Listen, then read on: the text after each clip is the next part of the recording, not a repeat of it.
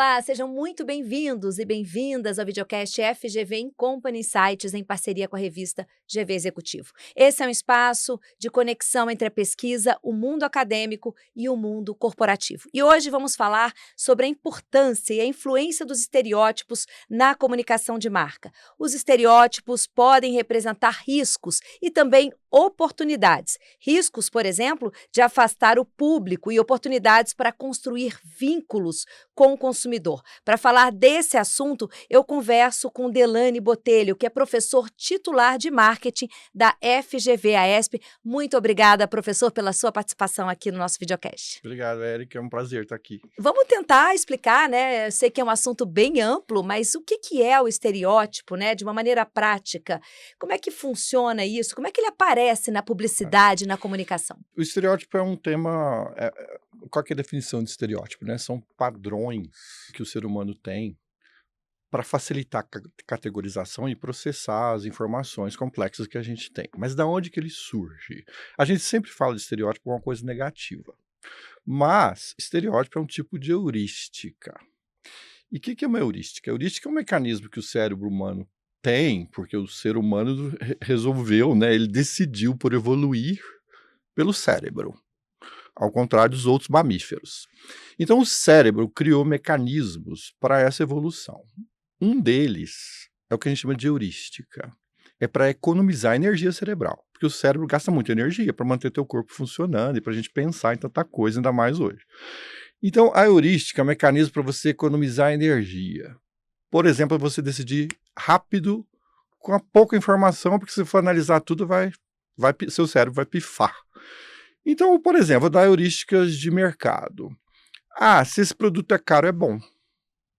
Se esse perfume é francês, é bom. Se esse carro é alemão, é bom. Se esse carro é alemão, ele funciona melhor. Mas, olha, eu tenho carros que não são alemães que são bons também. Eu tenho perfumes, né? Eu tenho chocolates que não são suíços nem belgas, inclusive brasileiros, muito melhores às vezes.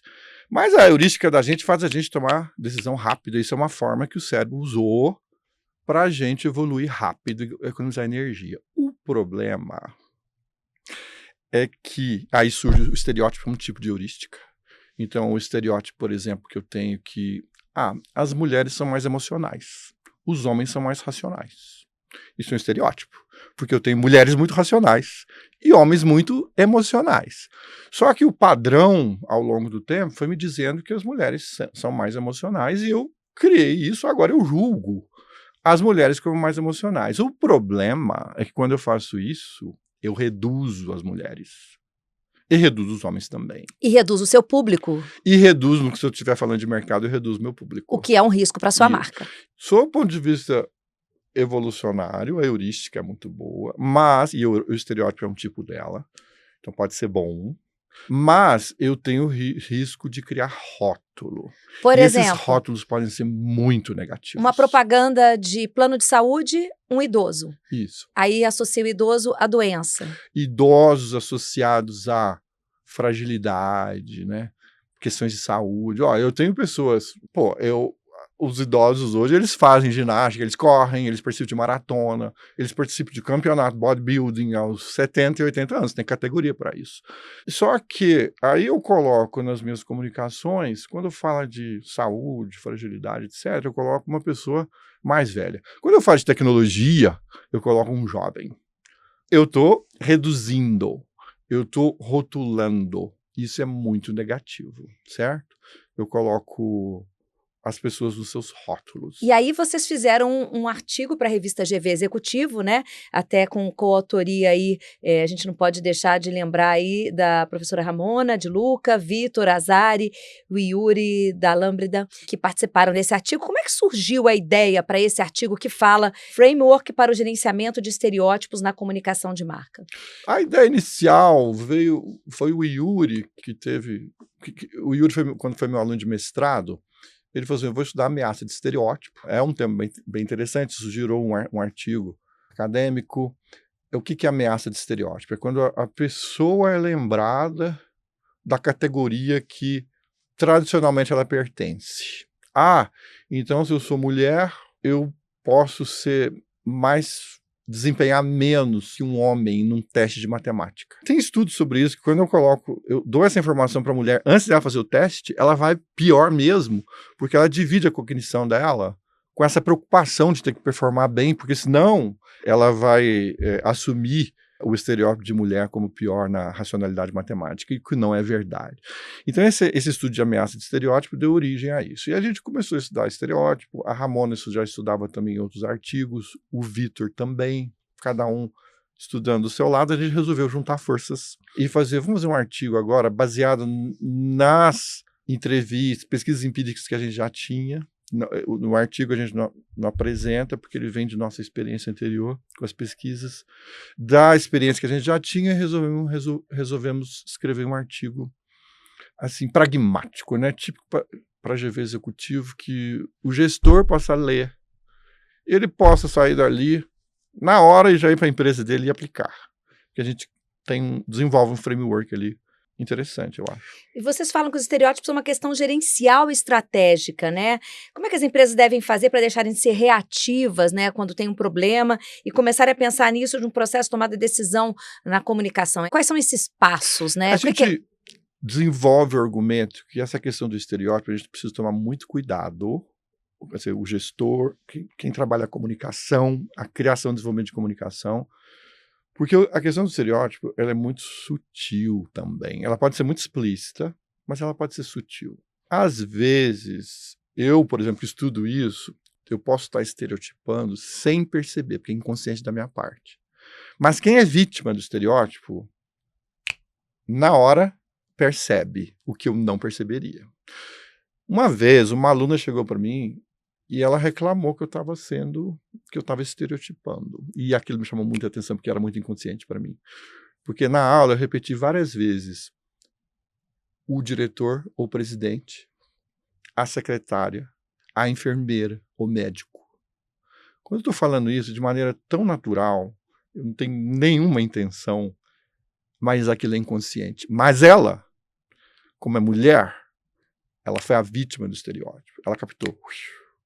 O teu mercado é composto de pessoas de diversidade total. Então você tem negros, você tem mulheres, você tem pessoas mais velhas, pessoas mais jovens, você tem de tudo. A não ser que você esteja no mercado muitíssimo nichado, mesmo assim, os mercados nichados têm diversidade, alguma diversidade.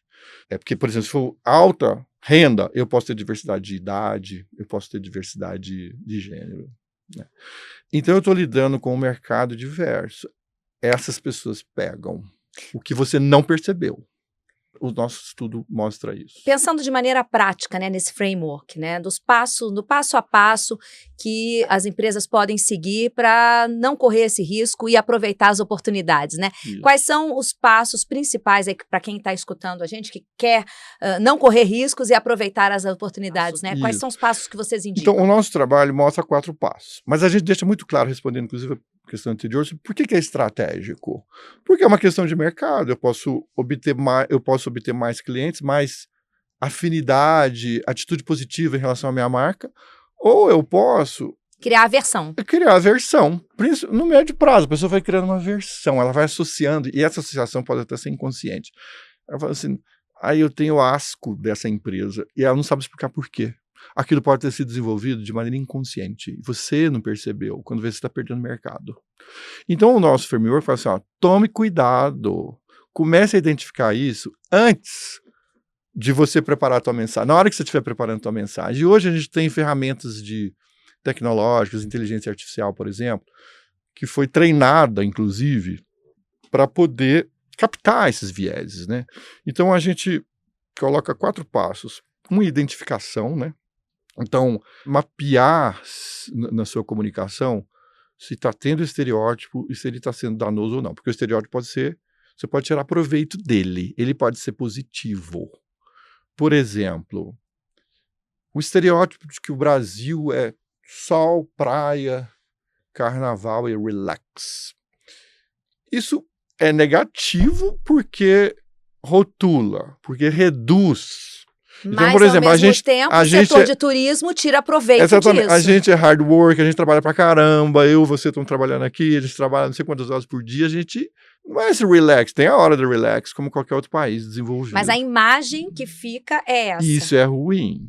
Mas uma marca como as Havaianas, ela pode tirar proveito disso.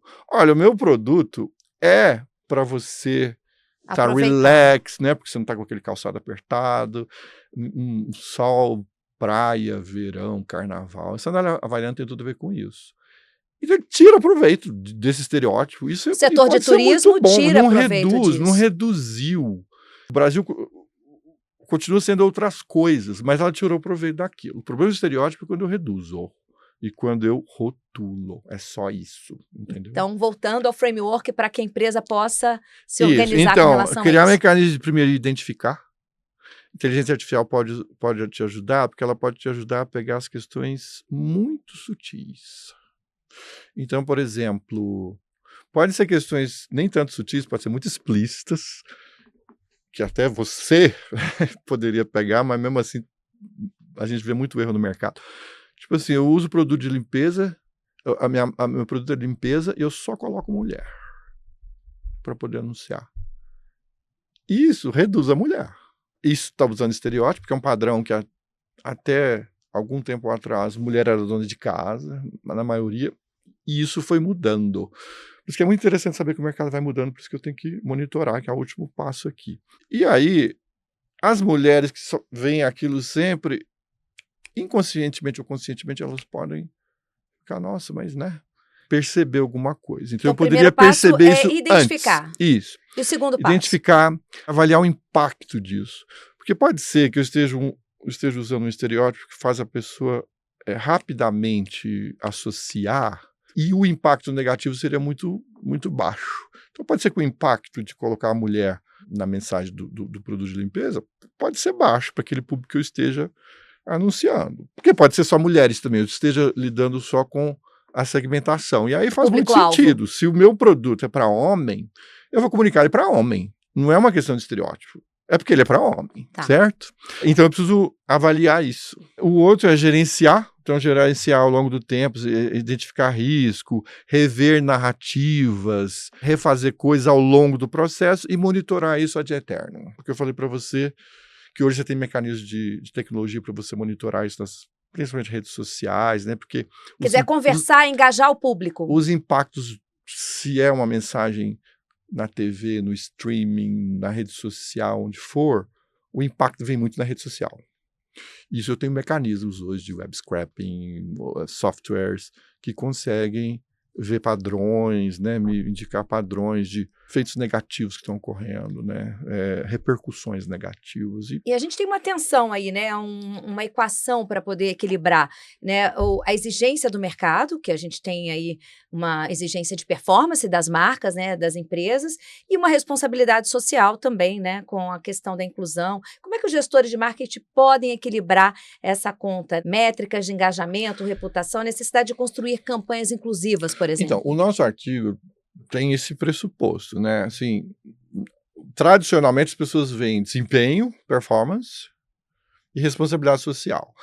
Eu preciso incluir, colocar diversidade porque está na moda, ESG, porque as pessoas estão falando disso. O nosso artigo não fala isso. Ele fala, os dois estão conectados, certo? Então, se eu for só incluir por incluir, então eu vou fazer uma campanha que tem pessoas de tudo quanto é idade, gênero, etc. Mas não tem autenticidade, não tem a ver com a minha marca. Então, incluir por incluir não faz sentido. E pensar só em performance, eu posso estar estereotipando e perder performance no futuro. Então, o nosso trabalho fala o seguinte, tem muito a ver a questão do estereótipo com performance. Então, presta atenção na questão da estereotipização, porque ela pode ser, inclusive, muito sutil. A tecnologia te ajuda a detectar. Tem muitos casos, assim, nos exemplos de mercado, né, que deixou aquela situação da mensagem sair fora de controle. Depois a rede social explode com coisas negativas sobre você. E aí já é mais difícil. Por isso que a questão da monitorização é muito importante, né, do monitoramento, né. Você vai monitorando e quando o negócio está começando, você já pode ter mecanismos de reverter. Preparar a resposta Isso. também. Mas respondendo assim a sua pergunta, os dois estão muito conectados. Quer dizer, a questão da diversidade, da inclusão e da performance estão muito conectados numa sociedade mais diversa e mais consciente sobre essas questões, né? As pessoas estão um pouco mais conscientes. Agora, a inconsciência, muito dessas coisas ocorrem no nível inconsciente, mas quem observa fácil é a vítima. Professor, a gente está chegando aos minutos finais, né, dessa conversa. É importante a gente falar da importância da tecnologia. Você está falando do monitoramento, dessa conversa, do engajamento, mas o papel humano e a sensibilidade humana é muito grande, né? Comportamento social, a gente tem um comportamento que vai mudando ao longo do tempo, né? Isso. E esses estereótipos também vão mudando. Então tem que ter um Eles olhar vão mudando. sensível. Por exemplo, se você falasse em carro coreano na década de 70 no Brasil, as pessoas iam falar, não é bom não. Depois ele foi tendo aquele, né, aquela associação, né, que pode ser parecido com o estereótipo, muito positiva, como o perfume francês, né? E hoje, produtos chineses tinham uma imagem muito negativa. Hoje isso vai revertendo. Aos poucos, né?